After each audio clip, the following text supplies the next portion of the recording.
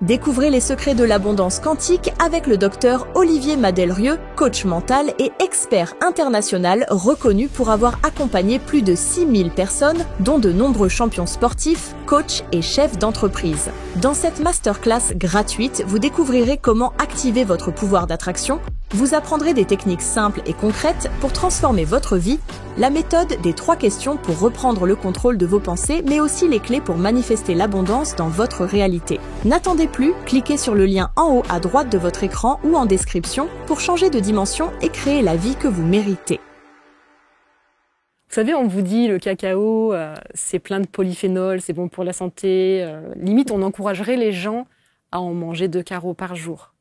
Eh bien, sachez que plus le chocolat est noir, plus il va être chargé en oxalate. Et là, cet aliment nous montre la voie du juste milieu.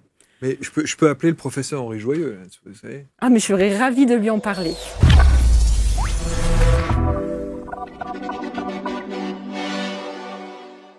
Chers amis, bienvenue. Merci d'être avec nous. Nouvelle rencontre avec mon invité Perrine Terrasse, thérapeute holistique installée sur les canapés. Bonjour. Bonjour Marc. Ça va ? Ça va très bien. Ben, ravi que vous soyez là. Merci d'être là pour parler de votre accompagnement, de votre expertise, votre parcours de vie. Et parfois, quand on prépare les émissions, on se dit, en préparant l'émission, moi c'est ce qui m'est arrivé, on se dit mais non,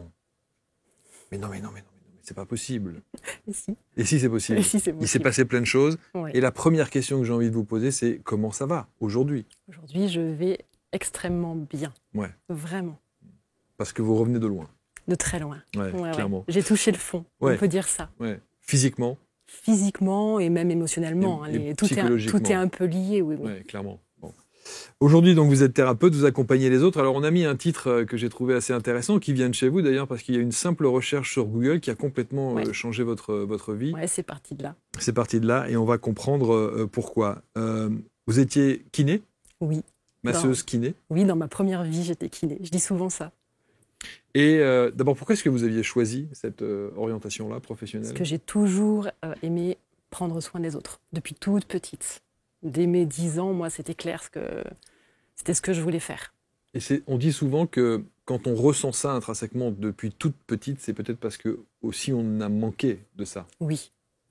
Les thérapeutes, pour moi, ils doivent aussi apprendre à prendre soin d'eux-mêmes. Et des fois, on cherche à apporter aux autres ce qui nous manque. Et c'est vrai, ça fait partie de moi. Qu'est-ce qui vous manquait ? Peut-être une dose d'amour, je dirais. De vos parents ? Simplement. Ouais, je pense que j'avais besoin de choses qu'ils n'étaient pas en mesure de me donner. Et aujourd'hui, je l'ai compris.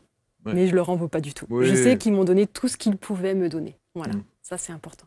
Ouais. C'est toujours quand on est au cœur de la tempête que les choses sont difficiles à vivre, évidemment. Et puis après, une fois que la tempête s'estompe, qu'on prend un peu de recul, on se rend compte à quel point... On admire le paysage, finalement, et comme c'est beau après. Ils ont fait ce qu'ils ont pu. Et oui, tout à fait.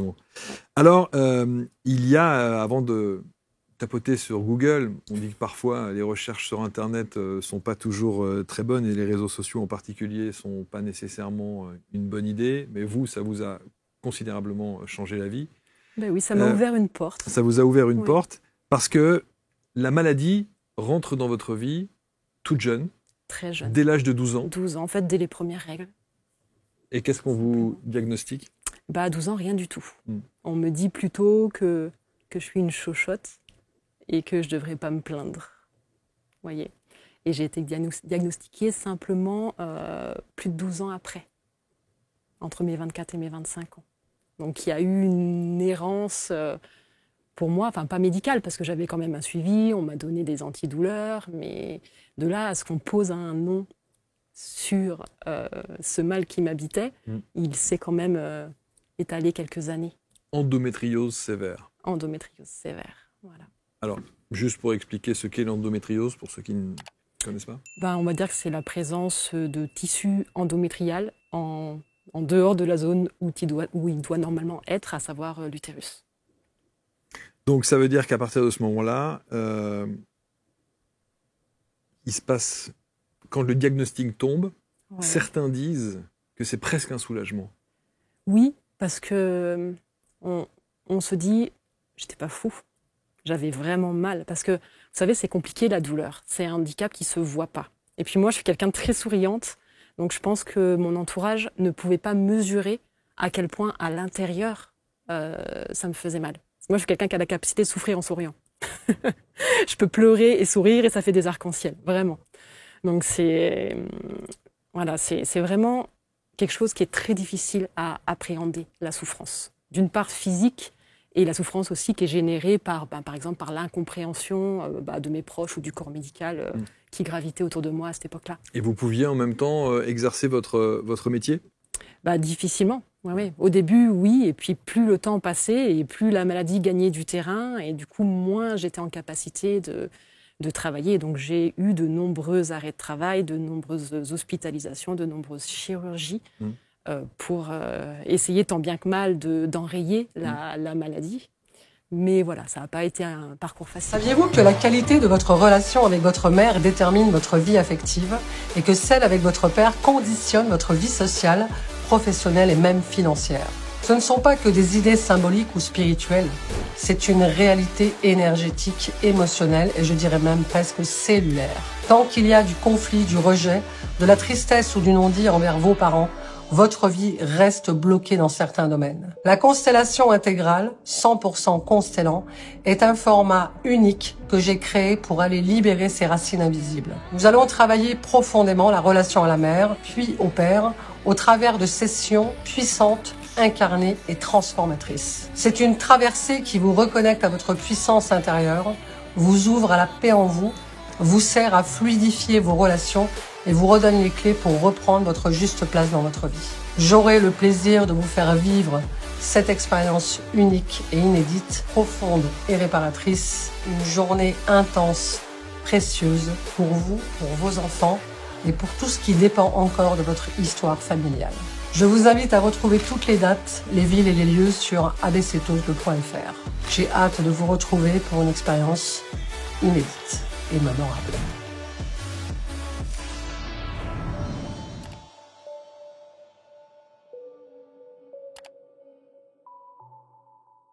J'ai le sentiment, alors pardonnez-moi, je ne suis pas évidemment un spécialiste de l'endométriose, mais j'ai le sentiment qu'aujourd'hui on en parle assez facilement et beaucoup plus parce qu'il y a certaines figures médiatiques qui en parlent, mais j'imagine qu'il y a quelques années... Quand j'avais 12 ans, voilà. Moi, la gynéco avait émis ce mot, je m'en souviens, a posteriori, je devais avoir dans les 16 ans, mais elle avait dit « off ». Je pense pas, mais elle avait dit ce mot, je m'en souviens. Mais c'était pas sorti, on cherchait pas, et puis de toute façon, tant qu'on n'a pas ouvert pour aller voir ce qu'il y a dedans, le diagnostic n'est jamais formel. Donc il y aura opération? Oui, plusieurs. Plusieurs fois d'ailleurs? Oui, plusieurs. Dès l'âge de 24 ans? Oui, la première du coup, qui a montré tout ce qu'il y avait à l'intérieur. Et je me souviens, quand je me suis réveillée en salle de réveil, le chirurgien était là, et il me tapotait, et puis il me disait... On va vous aider. L'air de dire, on va prendre soin de vous, parce que vu le bazar que c'est à l'intérieur, vous avez dû souffrir, quoi. Et ça m'avait fait du bien. Je m'en souviens comme si c'était hier. Avec le doute d'avoir des enfants? Oui, parce qu'à cette époque-là, j'avais déjà envie d'avoir des enfants. Et c'est ce qui avait motivé mon chemin vers ce spécialiste-là. Parce que ça ne fonctionnait pas. Bien sûr. Voilà. Et ils vont arriver? Ils vont arriver, malgré tout, après un parcours du combattant. Parce que j'ai toujours su que je serais maman. 2008 et 2012. Voilà. 2 beaux enfants que j'ai désirés de tout mon cœur, vraiment. Bien sûr. Vraiment. J'imagine. Et évidemment, vous étiez parti du principe que, à l'issue de ces 2 grossesses, ces 2 naissances, les choses auraient peut-être pu s'améliorer. J'avais en tête, parce que c'est ce qu'on m'avait dit aussi, qu'après avoir eu des grossesses, l'endométriose allait s'apaiser. Et en fait, moi, ça n'a pas du tout été le cas. En fait, 3 mois après mon premier accouchement, j'étais pliée en 2, des douleurs énormes. Donc, je suis allée dans la clinique où j'étais suivie. Ils ont fait une échographie. Ils ont trouvé un kyste de 12 cm. Je ne pouvais plus m'asseoir. Je le sentais quand je m'asseyais. Donc, opérée d'urgence, ponctionnée d'urgence. Et ça n'a pas été la seule fois. Et chez moi, les grossesses, malheureusement, n'ont pas permis à l'endométriose de se calmer. Pas du tout. Et donc, là, vous le dites, c'est une souffrance de tous les instants. Ouais. C'est évidemment très compliqué, au point que vous sentez que vous glissez, quoi. Ah oui, mais je sens que j'arrive plus à reprendre mon souffle. Vous voyez, l'image qui correspond, c'est on serait au bord de l'océan avec des grosses vagues, là, et on se prend des vagues, et puis il y a un moment, on n'a plus le temps de remonter la tête hors de l'eau avant que l'autre vague arrive. Vous voyez, c'est vraiment, moi j'ai vraiment vécu ça. Et j'ai vraiment fini à bout de souffle. Alors, c'est vrai, encore une fois, c'est un sujet que je ne connais pas très bien, mais est-ce que, pour le coup, il y a une évolution quand on parle d'endométriose? J'ai le sentiment, je regarde de temps en temps, je vois quelques personnalités médiatiques qui en parlent. Bah, disons que maintenant, c'est plus connu, donc mieux pris en charge, peut-être plus diagnostiqué. Après, ça ne veut pas dire que les femmes en souffrent moins dans leur corps. Hein. Ça reste quelque chose qui est pas visible, et chaque souffrance, parce que des fois, on classe, vous savez, l'endométriose, elle a des stades. Stade 1, 2, 3, 4. Et en fait, le stade, pour moi, il ne va pas refléter le degré de souffrance de la femme. Parce que selon là où sont placées les lésions, il suffit qu'il y ait quelques terminaisons nerveuses et que la lésion soit toute petite et des fois, du coup, même pas visible sur un IRM. Et la femme peut être pliée de douleur et on va lui dire, bah non, on ne voit rien à l'IRM, donc vous n'avez rien. Vous voyez, ça reste quelque chose qui n'est pas simple. En tout cas, donc, il y a ce kyste, opération, oui. Irréversible. Irréversible, on a enlevé, oui. Oui. Non, mais je veux dire, l'opération et les conséquences derrière de l'opération que vous avez eue, qui était l'hystérectomie. Alors celle-là, c'était au bout, parce qu'avant ça, j'en ai eu plus d'une dizaine. Mais une fois que j'ai eu mon deuxième enfant, pour moi, c'était clair que si les douleurs revenaient après le deuxième accouchement, je ferais quelque chose. Et la solution, c'était pour moi de demander au chirurgien de m'enlever l'utérus, effectivement. Et puis de me réparer la vessie, parce que chez moi, l'endométriose avait aussi atteint la vessie. Donc c'était une double opération avec un chirurgien, un urologue, enfin un chirurgien, un gynécologue et un urologue. Et du coup, je leur ai demandé, je ne sais plus quel âge ça me faisait, mais ça devait me faire 30, 32, 33 ans. Enfin, j'étais toute jeune, à mon chirurgien de m'enlever mon utérus. Et voilà, c'est une décision que j'ai prise toute seule. Et je me souviens de la réaction de l'infirmière dans le bloc, qui avait regardé le chirurgien d'un air, mais vous enlevez un utérus sur une femme si jeune. C'est ça, ouais. Voilà, et ça, il y a beaucoup d'incompréhension autour de ça, mais quand la souffrance est trop importante, quand on croit que c'est la solution, eh ben on y va. Sachant que j'avais pleinement assouvi mes besoins de maternité. De maternité, oui. Voilà. Mais vous dites, c'est intéressant parce que vous dites, j'ai pris cette décision seule. Oui. Le père des enfants n'a pas... Ah là, non. Non, parce que c'était une question de vie ou de mort pour moi, en fait. C'était à ce point-là. Hein. Quand je vous dis que je me suis fait submerger par des vagues, c'était que mon équilibre vital et mental en dépendait, vraiment. Et puis, il y a un déménagement. Oui. Du côté de... Alors, on va loin quand même. Hein. Très loin. On va à Singapour. Très loin. Alors, on est en 2017. On espère un nouveau départ. Même pas. Non ? Même pas, parce que c'est juste... Moi, c'était un moment où j'étais à bout de course, justement, parce que passé cette opération, l'hystérectomie, je pensais être soulagée, définitivement. Et ça n'a pas été le cas. Je souffrais presque toujours autant. Un tout petit peu moins. Si sur le VA, avant, j'étais à 10 sur 10 en crise. Et là, j'étais peut-être à 8, quoi. Donc, j'avais baissé un peu, mais c'était quand même... c'était encore pas le top. Et du coup, j'étais perdue. Je dis, mais il me reste quoi comme solution ? Prendre de la morphine tous les jours, devenir une junkie, une droguée. Enfin, c'était vraiment très compliqué, puis très anxiogène comme situation, parce que c'est comme si j'avais plus de cartes à jouer. Vous voyez ? Et à ce moment-là, mon conjoint m'a dit, en rigolant, sur le temps de la rigolade, je me souviens très bien, parce qu'il pensait que je dirais non. Parce qu'il m'avait déjà proposé des expatriations d'autres fois, mais j'avais toujours dit non. Parce que pour moi, c'était extrêmement stressant de penser m'éloigner du système médical qui connaissait mon dossier et qui me connaissait. Et sur ce coup-là, je lui ai dit pourquoi pas. Et il m'a répondu tout de suite, il m'a dit mais tu déconnes ? J'ai dit ben non. Non, franchement, j'ai plus rien à perdre. Il faut aller voir ailleurs, il faut que je bouge, parce que sinon, là, je vais devenir folle, vraiment. Et du coup, ça s'est fait, parce que c'était juste une proposition. Hein. Il n'y avait rien de signé. Il me dit, ils ouvrent. Une succursale. Voilà. C'est possible. Et je lui dis, ouais, fonce. Donc, direction Singapour. Voilà. Sauf que là-bas, votre diplôme n'est pas reconnu. Voilà, donc je ne peux pas travailler. Donc, vous ne pouvez pas travailler. Ce qui est une très bonne chose pour moi. Parce que Singapour, pour moi, ça va être une bulle de temps. Une bulle de temps qu'en France, je n'avais plus entre mon travail, mes enfants, la maladie et les douleurs. J'étais dans un cycle infernal qui ne me laissait pas le temps de souffler et puis pas le temps de chercher autre chose, surtout. Et c'est là qu'arrive Google. Voilà. Et du coup, une fois que le container est arrivé à Singapour, je vide les machins, je m'occupe des enfants, ils sont placés dans les écoles internationales, tout ça. 2 mois après, je me retrouve avec mon ordinateur. Comment soigner l'endométriose naturellement ? Voilà. Et les premiers trucs qui remontent quand moi je fais cette recherche, c'est des choses qui parlent de nutrition. Mais comment se fait-il que vous n'ayez pas fait cette recherche, mais bien avant? Eh bien parce que pour moi, dans ma tête, c'était pas du tout câblé que la nutrition avait un impact aussi important sur le corps. Vraiment. J'avais vraiment vous n'avez pas fait le lien non, entre... pas du tout. Et même pendant mes études de kiné, à aucun moment on nous a dit à quel point la nutrition pouvait avoir un impact, notamment anti-inflammatoire, sur le corps. Et comment se fait... Et aujourd'hui, les spécialistes de l'endométriose parlent justement de cet aspect de nutrition? On en parle, parce que du coup, moi, j'ai été intervenante au centre de l'endométriose de la clinique Beldon. On en a parlé, mais donc ça bouge, on propose. Mais comme tout chemin thérapeutique, il faut que les femmes soient prêtes. Il y a un moment pour tout dans la vie. Si moi, ça n'est pas arrivé avant, il y avait probablement de très bonnes raisons. J'avais des choses à expérimenter. Sauf que vous êtes quand même la meilleure personne qui connaît le sujet aujourd'hui. Ah oui. Donc du coup, j'ai inspiré quand même des femmes. Parce que du coup, je parlais aussi de mon parcours. Je n'étais pas juste là pour leur parler de la nutrition dans le cadre de l'endométriose. J'étais là pour leur livrer aussi mon expérimentation de la nutrition dans le cadre de l'endométriose. Comment se fait-il que vous ne soyez pas spécialisé dans l'endométriose?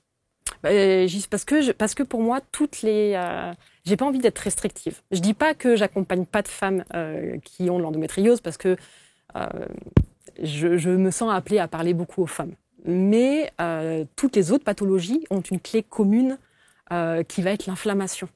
Et en fait, la nutrition, peu importe le nom de la maladie, mais toutes les maladies qui ont une base inflammatoire, la nutrition va travailler dessus. Et moi, je veux pas éliminer ces gens-là, en fait. Je veux que le maximum de personnes puissent retrouver du confort dans leur corps et puis dans leur vie, quoi. C'est vraiment important. Alors, on parle beaucoup, on a fait plein d'émissions ici quand on parle de nutrition, et on sait à quel point, évidemment, ce qu'on met dans notre assiette a une conséquence. Oui, mais je crois qu'on ne le mesure même pas. Oui, complètement. Ouais. Et pourtant, c'est une mesure de bon sens. Oui, totalement.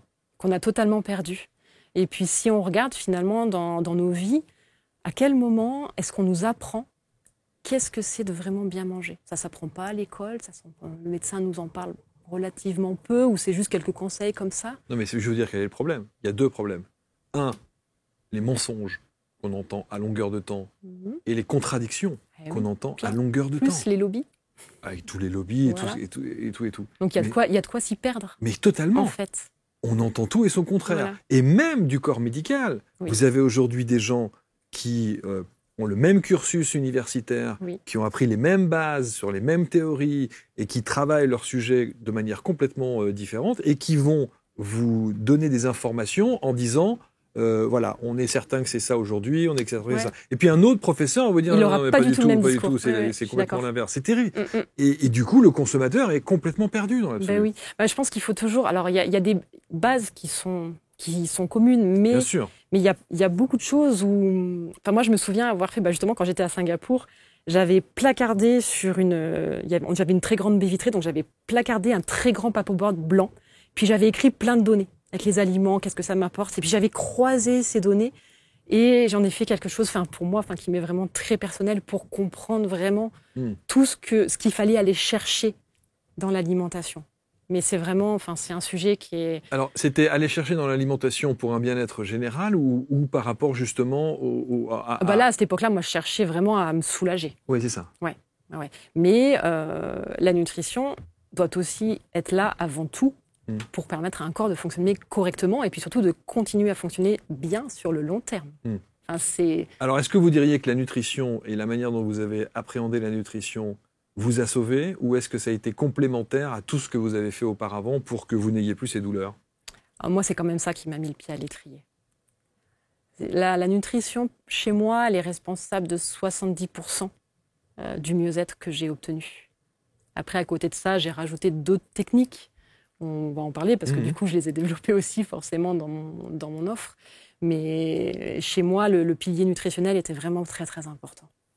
Alors, qu'est-ce que vous avez changé radicalement du jour au lendemain une fois que vous avez su? Radicalement. J'ai enlevé le gluten, déjà, première chose. J'étais quelqu'un qui mangeait quand même pas mal de pâtes. Ça, j'ai enlevé parce que le gluten, au jour d'aujourd'hui, c'est très, très bien documenté. Hein. Si on cherche sur PubMed, on va avoir des études qui vont expliquer très clairement que le gluten va abîmer la muqueuse intestinale chez tout le monde, même chez les gens qui ne sont pas cœliaques. Et moi, déjà, à l'époque, c'était des choses... En fait, j'ai cherché à éliminer les aliments qui allaient abîmer ma muqueuse intestinale. Et le gluten était effectivement en tête de liste. En numéro 1. Voilà. Ok, donc pas de gluten. Important. Déjà, c'est déjà restrictif. Hein. Pour des Français, c'est compliqué, mais moi, à ce moment-là, j'étais pas en France, j'étais à Singapour. Et à Singapour, en fait, trouver du pain, c'est super compliqué. Et en fait, quand vous en trouvez, d'une part, il n'est pas aussi bon qu'en France, et en plus, il moisit. Donc, en fait, moi, je me suis dit, ça tombe bien, parce que sur Google, je trouve que le gluten, si je l'enlève, ça va m'aider. Mais en fait, je suis au bon endroit pour faire ce saut, puisque au tout début, on avait essayé d'en acheter pour retrouver nos habitudes de Français à l'étranger. Mais en fait, je me suis dit... Ils mangent du pain moisi ? Non, mais il moisit parce que là-bas, il fait tellement humide qu'en fait, le pain, vous ne pouvez pas le conserver du tout. En fait, vous l'achetez, le lendemain, il est moisi. En France aussi. Hein. Ah bon? Non, pas chez moi. Pas moisi, mais il est dur. Mais là-bas, c'est moisi, avec des moisissures visibles. Okay, voilà. Okay. Donc, on ne peut vraiment pas le consommer. En France, un peu dur, on peut le consommer quand même. On mastique un peu plus que là-bas, il y avait des moisissures dessus. Donc, pas de gluten. Premier point, pas de gluten. Et ça, les conseils que vous allez prodiguer là, et ce dont on va parler, parce que c'est important qu'on arrive à pas hiérarchiser, mais qu'on donne peut-être un top 5 ou un top 10. Le gluten, c'est vraiment le truc qui est resté tout le temps, qui restera. Sur les autres, là, dont je vais peut-être parler, je serai un peu plus modérée. D'accord. Parce que, par exemple, je vais vous dire à quoi je pense aux produits laitiers. Ouais. Parce qu'à cette époque-là, je consommais beaucoup de produits laitiers de vaches, et puis des produits laitiers, surtout de la grande distribution. À cette époque-là, du coup, j'avais enlevé les produits laitiers. Parce qu'au début, quand on a vraiment un syndrome inflammatoire qui est monstrueux, il faut y aller, il faut taper dur pour avoir une réponse. Donc, j'avais enlevé strictement tout le gluten, tous les produits laitiers. Parce que dans les produits laitiers, ce sont les caséines qui sont inflammatoires et qui vont abîmer la muqueuse intestinale. Mais ça, c'est valable en dehors de l'endométriose. Hein. Oui. Tout ce qui est inflammatoire. Oui. Ok. Ouais, voilà. Donc, le lait, le gluten. Voilà. En top 3, vous mettez quoi? Qu'est-ce que vous supprimez? Alors là, je dirais plutôt ajouter. Ajouter, ok. Ajouter, ce qui est très important pour moi, ça serait la vitamine D. Voilà, qui est une vitamine dont la plupart des Français sont carencés. Donc du coup, faire un dosage et puis se complémenter intelligemment pour avoir un taux qui soit dans les normes santé et pas simplement dans les normes laboratoires pour que la vitamine puisse jouer son rôle anti-inflammatoire. Et ça, c'est prescription, hein? Vitamine D, non? Non. En fait, on peut faire des prises de sang sans avoir systématiquement des prescriptions médicales. Et notamment, dans le cas précis de la vitamine D, même si votre médecin vous prescrit de doser la vitamine D, ça ne vous sera pas pris en charge. D'accord. Voilà. Tellement c'est important. Ok, donc vitamine D. Qu'est-ce que vous avez changé encore? On fait un top 5. Hein. Donc, on a dit gluten out, le lait, les produits laitiers out. Rajouter la vitamine D. Mais même produits laitiers de chèvre, un fromage de chèvre, un truc comme ça. Alors, aujourd'hui, je ne vous dirai pas la même chose. Parce qu'aujourd'hui, après en être sorti, moi, j'ai remis des produits laitiers dans mon alimentation. D'accord. Mais des produits laitiers de qualité. Donc, plutôt, effectivement, de chèvre et de brebis, parce que ce n'est pas la même caséine. Dans les produits de vache, c'est une caséine A1 qui est très agressive du coup pour la muqueuse, alors que dans les produits de chèvre et de brebis, c'est une caséine A2. Donc elle est un peu moins abrasive. Voilà. Qu'est-ce que c'est, caséine? C'est la protéine du lait, les caséines. Voilà. D'accord. Donc, on reprend. On a dit le gluten, on enlève, les produits laitiers de vache. Laitiers, soit améliorer, du coup, le vache pour moi, plutôt enlevé. Encore que les vaches, quand elles sont bien nourries, au jour d'aujourd'hui, des vaches qui sont nourries dans des champs, botter de l'herbe et au foin, elles auront une caséine A2 aussi. Donc là, on va vraiment du coup même dans l'environnemental, parce qu'en fait, c'est aussi la façon dont nous élevons nos animaux qui crée nos problèmes de santé. Et ça, j'en ai pris conscience, on va dire, ces 5 dernières années. Quand j'étais à Singapour, j'en étais pas à ce point-là. J'ai appris encore beaucoup de choses depuis ce temps-là. Qu'est-ce que ça veut dire? Ça veut dire quoi? Qu'on leur fait manger n'importe quoi? Exactement. On leur fait manger n'importe quoi. Après, ça leur fait des remontées acides, comme à nous, en fait, quand on mange n'importe quoi. Après, on n'est pas bien, on est ballonné, on a des remontées acides, on prend des IPP. Enfin, exactement pareil. En fait, les animaux, ils se comportent comme nous. Quand ils ne mangent pas ce pourquoi ils sont faits, ça leur crée des problèmes. Nous, c'est pareil, en fait. Donc, en fait, si on mange des produits animaux issus d'animaux qui ont été nourris selon leur régime alimentaire, à savoir si on parle des vaches, pas les vaches, ça mange de l'herbe ou du foin, ça mange pas des tourteaux de soja, ça mange pas du maïs. Voilà. Et du coup, ça change le lait qui en est issu, et du coup, ça change tous les dérivés laitiers que vous allez en faire. Donc, vous ajoutez de la vitamine D ? Voilà, j'ajoute de la vitamine D. À l'époque de Singapour, j'ai ajouté aussi la curcumine, qui est le principe actif du curcuma, pour ses vertus anti-inflammatoires justement sur l'intestin. Et ça, j'en ai pris pendant de nombreuses années vraiment pour éteindre ce feu qui était en moi. Et en 5, un petit dernier ? Et en 5... Ne me dites pas que vous êtes une ayatollah du brocoli. Non, j'aime bien, mais je ne mange pas que ça. Non. Vous n'aimez pas ça, le brocoli ? Pas du tout. Pas du tout. C'est pas grave. Non, en 5 ça serait Chou de plutôt... Bruxelles ou encore les... Je parlerai plutôt... Il y a deux choses qui sont hyper importantes aujourd'hui pour moi. Il y a d'une part l'excès de glucides, parce qu'on a parlé des gluten. Mais le gluten, c'est un problème, mais il y a d'autres problèmes liés aux glucides. Parce que le gluten est présent principalement dans des produits, pâtes, riz, pain, donc glucidiques. Mais si on mange trop de produits sans gluten, on va manger trop de glucides, et ça va aussi créer des soucis. Donc en fait, l'excès de glucides, pour moi, est négatif, va entraîner ce qu'on appelle une résistance à l'insuline qui va augmenter aussi à terme le poids, l'inflammation. Donc en fait, le cercle vicieux, si on fait que enlever le gluten et remplacer par des produits sans gluten, ça ne marchera pas. On ira dans le mur. Donc à ce côté-là. Et puis il y a aussi tout le côté inflammatoire lié aux antinutriments qui sont présents dans les aliments. Et ça, c'est très très peu connu. Alors expliquez-moi, parce que je sais... les antinutriments, c'est...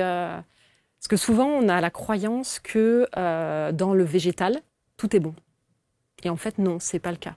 Les plantes ont des manières de se défendre. Et du coup, si vous prenez je vais prendre un exemple très parlant pour moi aujourd'hui, je vais prendre les épinards.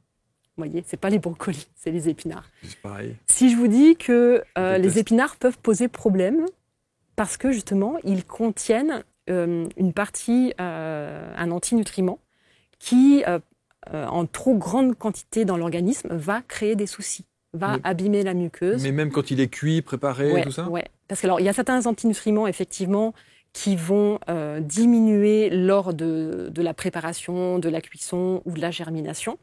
C'est le cas, par exemple, des lectines, qui est un type d'antinutriments.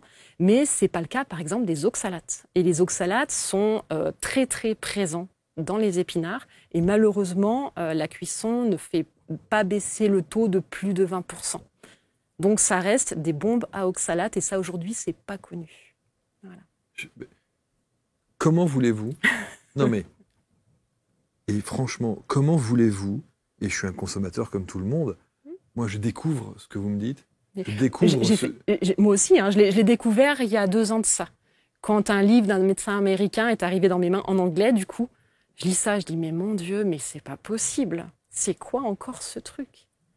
Et je l'ai relu 2 fois. Je l'ai racheté quand il est ressorti en français. Et en fait, je me suis dit, mais oui, c'est évident. Parce que on se donne une bonne conscience à manger des légumes. Ouais, mais c'est plus compliqué que ça. Mais c'est pas aussi simple, non. en fait. Non, c'est toute une question d'équilibre et de dosage. Vraiment. Parce que vous voyez, si vous mangez 2 feuilles d'épinards, ça ne va pas vous faire grand-chose. Par contre, si vous en mangez 400 grammes tous les 2 jours, là, ce n'est pas la même chose. Ça ne veut pas dire qu'on enlève les épinards. Ça veut dire qu'on comprend ce qui se cache derrière chaque aliment. Ceci dit, pour s'envoyer 400 grammes d'épinards tous les 2 jours... Il y en a qui aiment ça. Oui, sans doute. Mais bon, vous voyez, c'est... Non, mais effectivement, c'est beaucoup de subtilités comme Exactement. ça. Oui. Qui ne sont pas nécessairement dévoilées comme ça. Et moi, c'est la première fois, mais on a fait des émissions avec des nutritionnistes et des choses comme ça, mais j'ai jamais entendu parler de ça. Mais oui, c'est arrivé en France, je dirais, ça fait 2 ans, simplement. Donc, il y a encore assez peu de nutritionnistes qui sont informés Redites-moi le nom. Oxalate. Oxalate. Alors, les oxalates, vous avez parlé des épinards, on les retrouve dans quoi d'autre ? Vous êtes sûr que vous voulez que je vous le dise ? Bien sûr, à fond les manettes, allez-y. Dans les amandes. Les amandes sont blindées d'oxalate. Alors en fait, c'est... Non, mais il faut que Vous je savez, note ça. vous savez, le nom du bouquin en anglais, c'est Toxic Superfood. Ok. C'est toutes ces superfoods, comme les épinards, comme les amandes, comme les betteraves, qu'on pensait, et j'ai moi-même fait ces erreurs, qu'on pensait être totalement bons pour la santé. Et ça n'est pas le cas. Même parce que les amandes, on va dire oui, mais il faut les prendre sans la peau, je suis d'accord. Il faut les tremper, je suis d'accord. Et ben malgré ça, les oxalates, ça enlève les phytates, un autre type d'antinutriments. Ça n'enlève pas les oxalates. Vous voyez ? Et vous savez que... Non, mais c'est fou, parce que moi j'ai une petite addiction au sucre. Mhm. Et donc on me dit, si tu as une fringale, un truc, un machin, Bah oui, on te Prends-toi dit c'est moins pire que une le sucre. bonne poignée d'amandes, Voilà. et ça fera l'affaire. Ouais. Donc moi, je dis, je me prends une poignée d'amandes, Oui. je boulotte le truc, Ouais. et comme ça j'ai bonne conscience, machin. Mais il y a des oxalates dedans. C'est visiblement. ouais, c'est vraiment l'amande dans sa catégorie, c'est la plus riche en oxalates. Vous en aurez moins dans les noisettes. Et ça, les conséquences, c'est quoi? C'est Les inflammatoire. oxalates, ce sont des petites lames de rasoir en fait, qui vont vous littéralement abîmer. Si on en mange beaucoup, on peut même le sentir sur la langue et dans la bouche. Hein.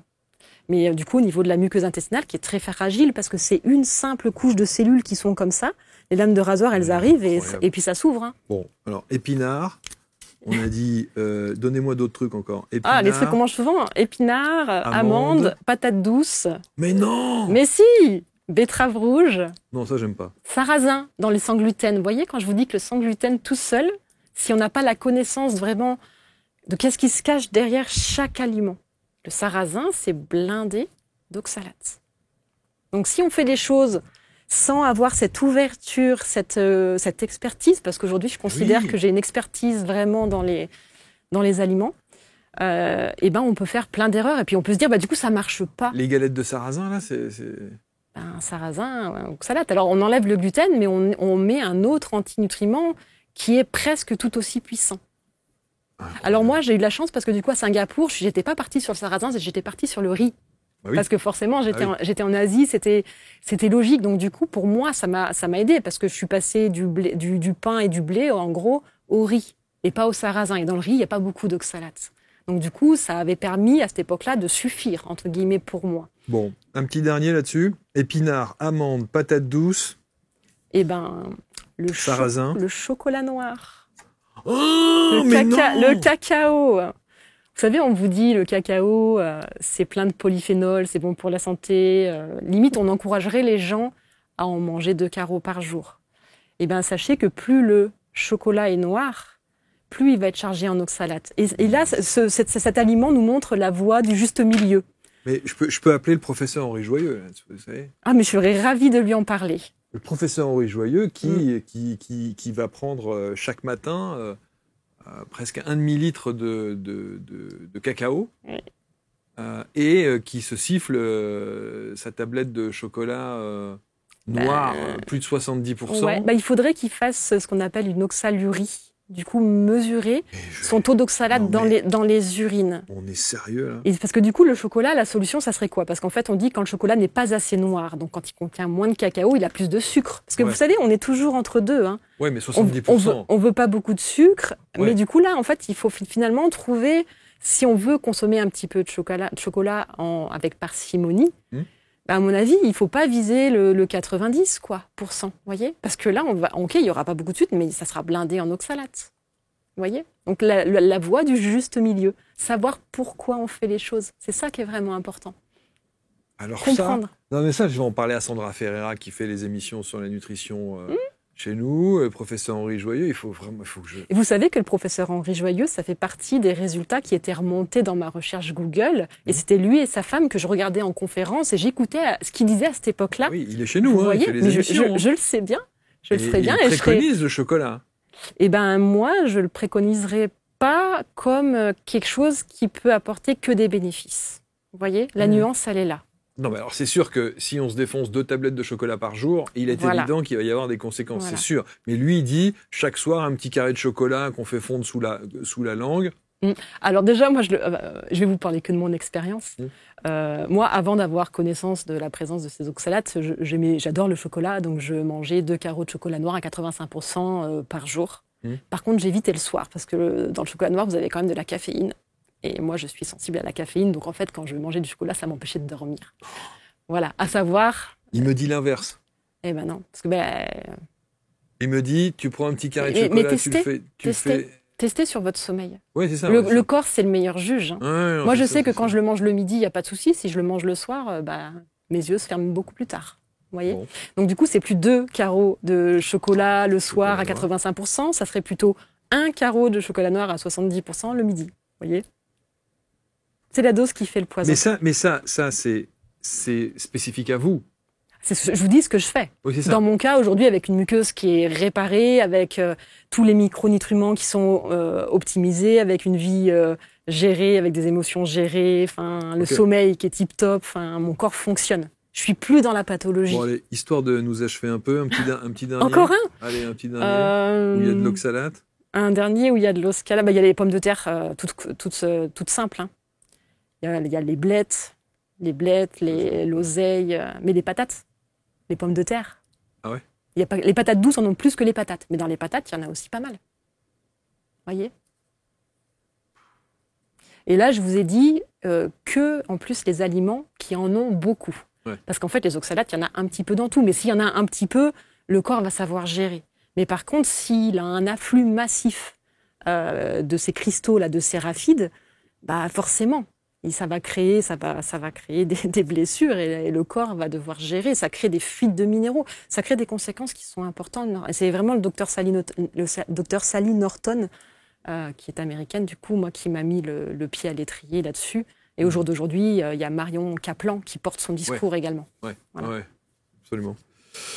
Bon, alors évidemment, vous vous rendez compte, c'est un casse-tête incroyable. Parce que je suis sûr qu'au bout d'un moment, entre les aliments transformés, entre voilà, évidemment... les aliments transformés, ça, moi, je les ai enlevés.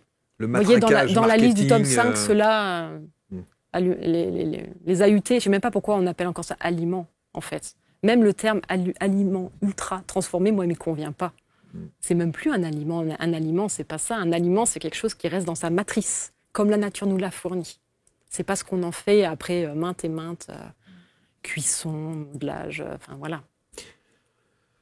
Alors aujourd'hui, évidemment, vous dites que vous avez, et c'est ça qui est toujours incroyable dans ces émissions, c'est qu'on se rend compte que le malheur, en tout cas la difficulté, l'épreuve, fait l'experte que vous êtes aujourd'hui dans votre domaine. Totalement. Et vous êtes évidemment bien placé pour savoir ce qui convient et ce qui ne convient pas. Et donc, vous avez créé un accompagnement pour ça ? Alors, pas spécifiquement pour l'endométriose. En fait, ça peut être vraiment pour... Bien sûr, bien sûr. Je suis tout à fait apte à le faire pour cette problématique, mais je le propose vraiment pour toutes les autres problématiques, en fait. Donc, c'est vraiment un accompagnement holistique. Mais vous centralisez par l'alimentation ? Pas forcément centralisé. Non. Parce qu'il peut y avoir, selon la personne, quelque chose qui vaudra plus le coup, qui donnera des effets plus rapidement. Ça va dépendre de la personne. Il y a des gens qui sont déjà très avancés dans le domaine de la nutrition et à ce moment-là, ça sera peut-être un autre domaine chez cette personne-là qu'il va falloir travailler. Approfondir. Et c'est dans mon interrogatoire initial que moi, je vais prendre la mesure de qu'est-ce que souhaite la personne, dans quel cas elle est et qu'est-ce qu'elle a déjà fait, vérifier que ce qu'elle fait, elle le fait bien, notamment dans le domaine de la nutrition. Mais si tout ça, c'est en place, on va chercher ailleurs. Dans les outils, en préparant l'émission, vous parlez donc bien sûr dans votre boîte à outils, vous avez les 3 terrains, la nutrition évidemment, et vous parlez des thérapies manuelles. Alors la niromaté. Oui, ça c'est la première technique que j'ai appris, c'est le nom qui lui a été donné. C'est une thérapie manuelle pour moi qui travaille sur les fascias. D'accord. Voilà. En fait, moi, toutes les pratiques manuelles que je pratique, elles travaillent sur les fascias. L'acupuncture aussi. Alors, je pratique pas l'acupuncture, moi, mais par contre, en niromaté, par exemple, je vais suivre des méridiens et faire mes manipulations sur certains points d'acupuncture. Voilà. Et puis, vous avez magnétisme énergétique, les soins classiques. En fait, j'ai vraiment trois levées. Il y a vraiment le côté physiologique, donc nutrition, stress, activité physique, vraiment remettre le corps, on va dire, dans son quotidien d'aplomb. Après, vous avez tout le côté vraiment structurel et émotionnel, dans lequel moi je range vraiment mon travail sur les fascias.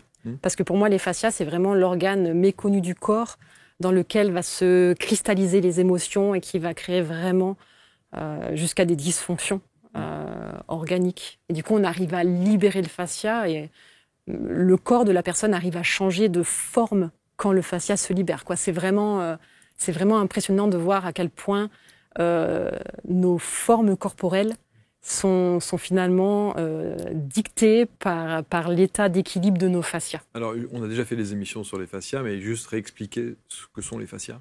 C'est un tissu de soutien, en fait, qui est vraiment... Enfin, pas que de soutien, il y a tellement de rôles qu'on est en train de découvrir. Le fascia a été reconnu comme un organe à part entière seulement en 2018, donc c'est vraiment très, très récent. Et on n'en sait pas grand-chose. On sait juste que c'est un tissu qui est vivant, qui va bouger, s'adapter en fonction des situations. Il transmet des informations, il en récolte aussi, et il est très sensible aussi à l'hydratation. Voilà. Et moi,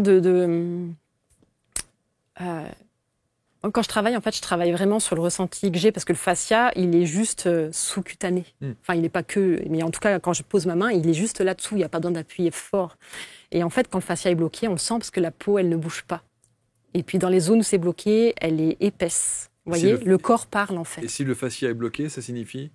Ça signifie qu'il y a quelque chose de bloqué à l'intérieur. Moi, je ne vais pas forcément savoir quelle émotion, pourquoi c'est bloqué. Oui. Mais en tous les cas, en faisant cette technique, on va lever ce blocage, on va rétablir la fluidité, la circulation de l'énergie. Enfin, le nœud va s'enlever et du coup, il n'y aura plus de contraintes mécaniques et du coup, la structure va pouvoir refonctionner de la meilleure façon qui soit. Mais c'est là où on a bien compris effectivement votre approche. Il y a un champ d'action qui est une palette qui est assez large tout à fait. Dans l'absolu. Oui. La nutrition est un angle évidemment très spécifique. Oui. Les fascias aussi.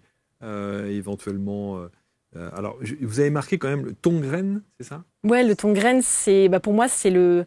C'est ça un peu l'acupuncture simplifiée, c'est un peu ça, non ? Ouais, mais ça, c'est à distance, du coup. Le tongren, pour moi, c'est un peu la tarte tatin de l'acupuncture, en fait. C'est vraiment...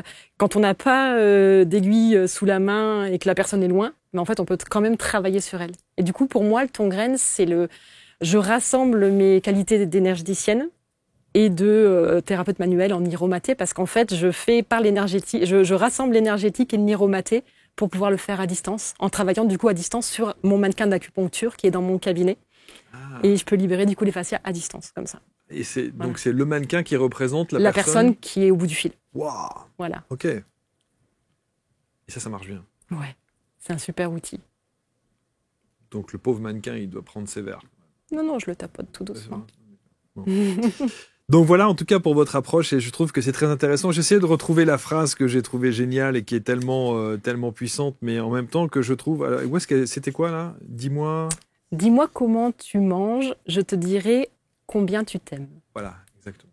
Voilà, ça c'est important parce que en fait on se rend pas compte, parce qu'en France la plupart des gens, et je dis bien la plupart des gens parce que je sais que c'est pas le cas pour tout le monde, ont la possibilité de se nourrir plusieurs fois par jour, et en fait on se rend pas compte à quel point c'est un acte qui est important et un acte d'amour envers soi-même. En fait, quand on mange, et d'ailleurs les gens qui ont des compulsions alimentaires le savent bien, que pour combler notamment un manque d'amour, c'est des compulsions alimentaires qui vont arriver, on remplit. Donc en fait, la façon dont on s'aime va être directement reliée à la façon dont on se nourrit. Et aussi la façon dont on prend nos repas, dont on mange. Vous voyez, c'est vraiment une globalité. C'est pas uniquement qu'est-ce que je mets dans mon assiette. C'est aussi la façon que j'ai de la consommer. L'état de conscience dans lequel je vais me nourrir aussi. Après, la question, c'est de savoir, est-ce que vous en avez fait justement dans votre vie et la vie de votre famille un automatisme, ou est-ce que c'est devenu un truc où tout est calculé, tout est... C'est totalement naturel. Et je crois que c'est en fait ce dont on s'est tous éloignés, parce qu'on est tous dans des vies à 100 à l'heure, les écrans sont omniprésents, parfois même jusque dans la pièce où on mange. Et ça, c'est un vrai problème. En fait, c'est vraiment remettre les choses à leur place et remettre du bon sens en fait dans le quotidien. Et quand on remet les choses à leur juste place, et ben en fait, devant, ça s'ouvre. Puis quand on a la chance d'avoir des bons aliments, une belle assiette, ben Prenons le temps de l'apprécier. Je pense coupons les téléphones, coupons la télé. Certains vont vous dire, il est là, vous avez dit le mot, c'est le mot temps. C'est-à-dire que, voilà. Le temps, c'est une richesse inestimable. Les gens Vraiment. vont vous dire, ouais, mais moi, je mange un truc sur un coin de table rapidement, parce que ceci, parce que cela. Ouais, mais à quel prix? Et je sais bien. Hein, c'est ça, c'est important, la notion du prix. À quel prix? Qu'est-ce qui a de la valeur pour vous? C'est important de faire ces choix-là, parce que ça reste des choix c'est sûr. Que chacun peut faire ou ne pas faire. C'est vraiment... Ce soir, vous pouvez changer la façon de manger. Sans changer ce que vous avez dans votre assiette, vous pouvez changer l'intention. Ne serait-ce que ça, déjà, ça change les choses. Vous voyez? La façon de manger, la façon de mastiquer. C'est important. Juste ça. On n'est pas obligé de changer. Enfin, c'est vraiment... Moi, je fais holistique de tout. La globalité de tout. C'est pas que ce que vous mettez dans votre assiette. Oui, c'est ça. Oui, on a bien compris que c'était effectivement... Le champ d'action est quand même très vaste, parce que je pense qu'aujourd'hui, n'avoir qu'une expertise spécifique et pointue ne suffira pas. Ça peut ne pas suffire. Ça peut ne pas suffire. C'est ça. Pour moi, c'est nécessaire aujourd'hui de vraiment rassembler tous ces corps, parce qu'en fait, ils fonctionnent forcément, ils fonctionnent les uns avec les autres. Donc, on ne peut pas isoler le corps physique du corps émotionnel, par exemple. C'est pas possible. Enfin, en tous les cas, ça peut améliorer, mais ça peut ne pas être suffisant. Bon, le baba au rhum. Comment? Les baba au rhum, vous n'en mangez pas? Moi, non. J'ai jamais aimé. Non, mais vous avez des péchés mignons quand même. Ah oui. Oui, moi je me fais des pâtisseries, je me fais des gâteaux. Donc sans gluten? Oui. Okay. Sans gluten, avec des doses de sucre qui sont très raisonnables, et voilà, des choses qui me font plaisir, mais dans une globalité qui reste équilibrée. Vous voyez, c'est pas tous les jours. Et donc vos examens sanguins sont tous top? Parfait. Il n'y a aucune ligne en gras? Non. Alors la ligne en gras, attention, parce que sur les analyses de laboratoire, justement, il y a une espèce de fourchette là, sur la droite. Vous voyez celle dont je parle, soit il y a un tiret, soit il y a des parenthèses. Exact. Et en fait, cette fourchette, la plupart des gens croient que c'est une norme de santé. Et en fait, c'est pas le cas. Ce sont des statistiques de laboratoire. Donc, c'est pas du tout la même chose. Et ça veut dire, parce qu'en plus, du coup, cette fourchette-là, je vais pas vous reparler de la vitamine D, selon les laboratoires, la fourchette statistique ne va pas être la même. Exact. Moi, dans mon entourage, j'ai 2 labos. J'en ai un où la fourchette pour la vitamine D, c'est de 50 à 150, et l'autre, c'est 75-250. Donc, si je fais ma prise de sang dans celui qui est 50-150, moi, j'aurai une étoile. Je vais être en gras, comme vous dites. Mais ça sera positif. Parce que je sais que je veux être, moi, au-dessus de 150. Ouais, et ça, alors effectivement, il faut des normes et il faut encadrer les choses, c'est évident. Mais c'est vrai que parfois, je dis n'importe quoi, vous avez une norme à 4, vous êtes à 3,9, vous êtes en gras, parce que vous êtes en dessous de la norme. Il faut la relier, et donc, du coup, il faut la relier au reste, c'est ça. En fait, il faut savoir panique. Interpréter. Et oui, c'est ça qui est ça aussi. Savoir interpréter, savoir si c'est nécessaire de mettre quelque chose en place ou pas. Ah oui, bien sûr. Selon l'item dont on parle. Bien sûr. Et encore une fois, c'est encore une expertise, ça. J'ai noté, oxalate. Oui. Je vais lui dire. Acheter d'autres choses que des amandes. Acheter des noix de macadamia, acheter à la limite des noix de Grenoble. Il y en a un petit peu moins des oxalates dedans que dans les raisins secs. Là, alors, raisins secs, ça n'a rien à voir. Non, mais vous savez, les mélanges là qu'on fait, qu'on appelle le mélange étudiant, là, je sais pas quoi, là. Vous avez jamais vu ça? Non, je le connais pas. Il y a de tout. Il y a des raisins secs, il y a des amandes, il y a des noix, il y a tout ça. Donc, moi, je me boulotte des sachets entiers, quoi. Ouais. Mais attention, parce que du coup, dans les raisins secs, vous avez beaucoup de sucre. Si le but, c'était de vous enlever le sucre... Et oui, vous voyez, il faut comprendre qu'est-ce qui se cache derrière. C'est ça qui est important. Ah, je vous sens blasé. Non, c'est pas ça. Non, mais c'est pas ça. Mais c'est... Vous avez tellement raison. Mais vous avez tellement raison. Il faut mettre de la conscience là derrière. En plus, vous le sentez que le raisin sec, il est sucré quand vous l'avez dans la bouche. C'est pour ça que comment vous pouvez penser qu'il n'y a pas de sucre dedans? Oui, bien sûr. Non, mais bien sûr. Mais je me dis, bon, il est sec, donc il a moins de sucre. Eh ben non, au contraire, c'est concentré parce qu'il y a l'eau en moins dans un raisin sec. Si on est logique, moi je suis hyper logique. Oh là là, mon Dieu. Non, mais vous avez complètement raison. Et vous savez, au lieu d'apprendre à jouer de la flûte dans les écoles, on ferait bien d'avoir des cours de nutrition comme ça sur... Voilà. Ça fait partie des choses que j'ai envie de faire. De transmettre mon expertise. Bien sûr. Et d'en parler vraiment à plus de monde. Parce que là, mon cabinet, en fait, moi, ça ne me suffit pas. Je suis poussée pour parler vraiment à plus de monde de mon expertise globale, où il n'y a pas que la nutrition. Écrire peut-être, mais d'abord, je vais parler. Je vais parler, je suis en train de mettre en place des chroniques du mieux-être pour justement transmettre mon expertise issue du coup de mes formations, mais aussi de mon expérience, pour faire gagner du temps, justement. On a dit tout à l'heure que le temps, c'était important, mais pour faire gagner du temps et surtout du temps confortable, parce que je suis très bien placée pour savoir qu'un temps sans confort, ça ne vaut rien. Voilà, c'est vraiment... Et donc, pour rendre ça totalement accessible, du coup, ça se fait à distance, sur une plateforme Zoom, parce que j'ai juste besoin que les gens me voient et puissent m'entendre, simplement. Et puis, du coup, je vais leur expliquer plein de choses en fonction de leurs questions, vous voyez, un peu comme vous et moi. Et puis, on va débattre et on va comprendre, surtout pour pouvoir ensuite mieux agir et puis aller, du coup, vers un mieux-être. Et parce que j'ai à cœur de vraiment transmettre... je propose ça. Moi, je trouve que c'est vraiment pas cher. Mais je veux des gens qui soient ouverts au changement. Parce qu'effectivement, si je parle à des gens qui n'ont pas envie d'évoluer, je vais faire chou blanc. Bien sûr. Moi, il faut des gens qui aient cette étincelle. Je suis convaincu. Les gens qui ont l'étincelle, qui ont la prise de conscience, qui vous écoutent, qui disent mais évidemment, mais elle a raison, mais ceci, et moi le premier. Et oui. Sauf qu'on va terminer l'émission. Et vous allez être embêté parce que vous n'avez pas quoi manger du coup. La précédente émission, l'invité est venu, il venait de Belgique. Ils nous ont apporté des chocolats de Belgique. Mais ils sont blancs peut-être. Pas du tout, ils sont magnifiques, ils sont pralinés, ils sont superbes. Qu'est-ce que vous voulez que je fasse? Il faudrait que raisonnablement, je me dis... Raisonnablement, ça serait un par un. N'en prends pas. Ça serait un par un et en fin de repas. Comme ça, vous verrez la problématique du sucre. Vous savez, je vais rentrer dans ma voiture, je vais le poser à côté... sur le siège passager, je vais être comme ça, je vais zioter sur le truc toutes les 4 secondes en me disant... Marc, la conscience quand vous conduisez, où est-ce qu'elle doit être? Non, mais...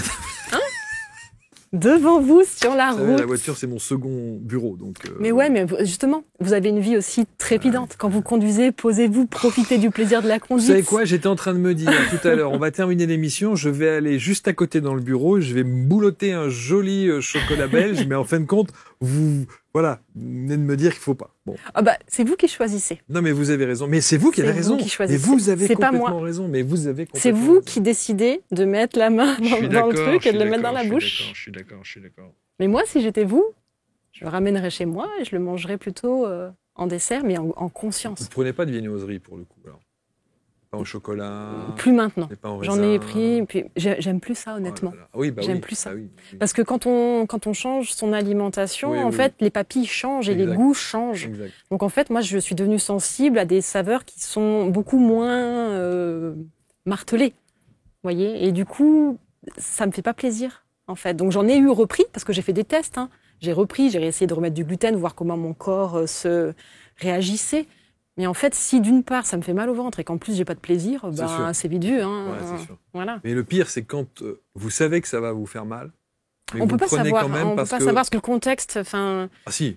Un aliment qui abîme ponctuellement sur un corps sain, le corps a la capacité de se réparer. Bien sûr. Vous voyez. Mais quand vous savez à plusieurs reprises que vous allez morfler dans les 15-20 minutes qui suivent. Ah oui. On arrête. Mais moi, j'ai fait des tests. Parce que moi, ça m'a quand même embêté pendant longtemps de dire j'enlève le gluten, tout ça, même quand j'allais manger dans ma famille, j'avais l'impression de gêner. Enfin voilà, c'était compliqué. Bien sûr. Donc je faisais un peu comme tout le monde. Et puis dans l'état que j'étais après, il y a un moment, j'ai dit non, mais en fait, juste, je demande pas aux gens de faire pour moi. Je dis juste, moi, je choisis de manger ce qui me fait du bien. Je veux plus me forcer pour être rentré dans le moule à manger des choses qui vont me faire mal. Vous voyez? Et ça, c'est valable pour tout dans la vie. Ne pas faire des choses qu'on sait pertinemment qui vont nous faire du mal. Merci Perrine. De rien. Le site internet, on le met autour de la vidéo, bien entendu. Perrine Terrasse, elle fera partie aussi, bien sûr, de l'index. Et je sais que vous allez évidemment commenter cette émission, que vous allez bien sûr la partager, commenter avec bienveillance. Si vous avez des questions à poser, vous pourrez suivre aussi sur YouTube, notamment les différentes questions qui seront posées. Puis évidemment, on prendra contact avec vous si on veut faire partie de la cohorte du membership que vous allez mettre en place, qui va être mis en place ou qui est mis en place? Ça y est, là c'est ouvert et les premières chroniques vont débuter au mois de novembre. Au mois de novembre. Voilà. Super. C'est noté. Merci beaucoup, Perrine. De rien. Merci. C'est un grand plaisir. J'ai envie d'aller chercher le chocolat, mais là, du coup, je me dis, je vais attendre qu'elle parte. Non, sinon, faites-le pas pour moi, faites-le pour vous. Je sais. Hein. Tout ce que je vais dire. Moi, je juge rien. C'est pas important ce que je pense sais bien, moi. Vous savez, je le dis souvent et les gens ont l'habitude et ça les fait rire. Je m'auto-fatigue. Mais oui. Je m'auto-fatigue. C'est un choix. Ouais, je suis d'accord avec vous. C'est un choix, Marc. Je suis d'accord avec vous. Merci. De rien. On se retrouve très vite pour une prochaine rencontre. Prenez soin de vous. C'est le cas de le dire. Et à très bientôt. Salut à tous.